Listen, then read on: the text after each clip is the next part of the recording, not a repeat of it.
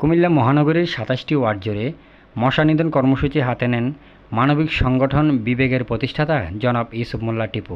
তিনি এই সময় বলেন, আজকে আপনারা জানেন যে সারা বাংলাদেশ ব্যাপী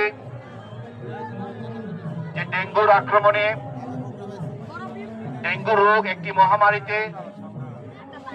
মহামারী রূপে বাংলাদেশে পেয়ে বসেছে। যার প্রেক্ষিতে কুমিল্লা মহানগরীর ২৭টি ওয়ার্ডে আপনারা জানেন আত্মমানবতার সেবায় বিবেক মানবিক সংগঠন বিবেকের উদ্যোগে ২৭টি ওয়ার্ডে মশা নিধন কর্মসূচি আজকে আমরা এই ১৭ নং ওয়ার্ড থেকে এই মুহূর্তে শুরু করব। আমাদের স্প্রের মাধ্যমে আমাদের প্রিয় নেতা, এই কুমিল্লার মাটি ও মানুষের নেতা, যিনি কুমিল্লার মানুষের জন্য কাজ করেন, আগামী দিনে যার হাত ধরে কুমিল্লার উন্নয়ন হবে। ইতিমধ্যেই আমাদের প্রিয় নেতা বিএনপির ভারপ্রাপ্ত চেয়ারম্যান জনাব তারেক রহমান, যাকে বলেছেন মানুষের পাশে দাঁড়ানোর জন্য, মানুষের ভালোবাসা অর্জন করার জন্য, মানুষের জন্য কাজ করার জন্য নির্দেশনা দিয়েছেন।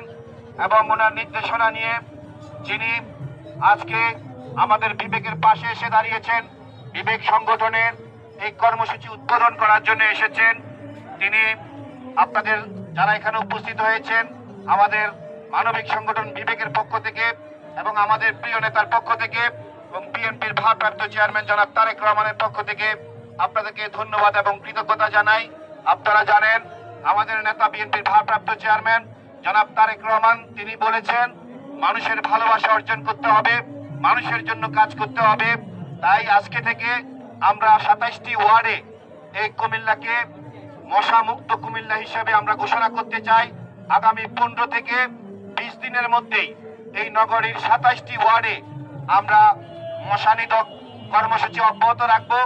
আজকে ১৭ নম্বর ওয়ার্ড, ২২ নম্বর ওয়ার্ড এবং ১০ নং ওয়ার্ড, এই ৩টি ওয়ার্ডে যথাক্রমে আমরা একসাথেই আমরা স্প্রের মাধ্যমে আমাদের কার্যক্রম শুরু করব।